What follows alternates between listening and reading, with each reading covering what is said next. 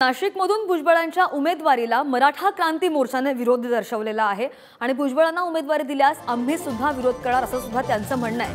नाशिकमध्ये भुजबळांना पाडल्याशिवाय राहणार नाही असं सुद्धा मराठा क्रांती मोर्चाने म्हटलंय। बातमी आपण पाहतोय नाशिकमधून।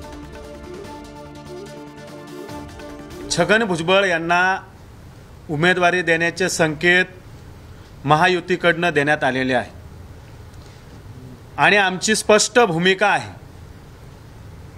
एखादा व्यक्ती, एखादा राजकीय नेता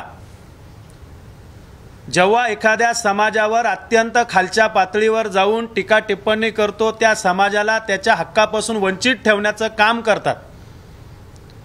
अशा व्यक्तीला नाशिक जिल्ह्यातून विरोध असताना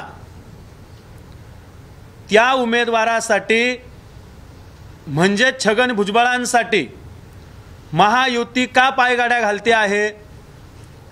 आणि मी पहिले स्पष्ट करतो, ही पत्रकार परिषद काय कुठल्या पक्षाच्या उमेदवाराला उमेदवारी द्या म्हणून नाही, मराठा समाजाला विरोध करणाऱ्या छगन भुजबळांच्या विरोधात आहे की मराठा समाजाच्या भूमिकेशी महायुती समरस आहे, मराठा समाजाच्या प्रश्नांबद्दल महायुतीला जाण आहे।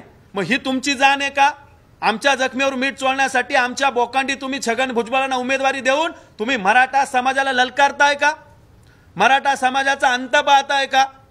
की तुम्हाला मराठा समाजाशी काही देणं घेणंच नाही हे स्पष्ट करावं। छगन भुजबळांना उमेदवारी देऊ नये ही आमची सकल मराठा समाजाची, वैयक्तिक नाही तर सगळ्या समाजाची भूमिका आहे की छगन भुजबळांना या मतदारसंघात उमेदवारी देऊ नका, अन्यथा याचे परिणाम महायुतीला भोगावे लागतील।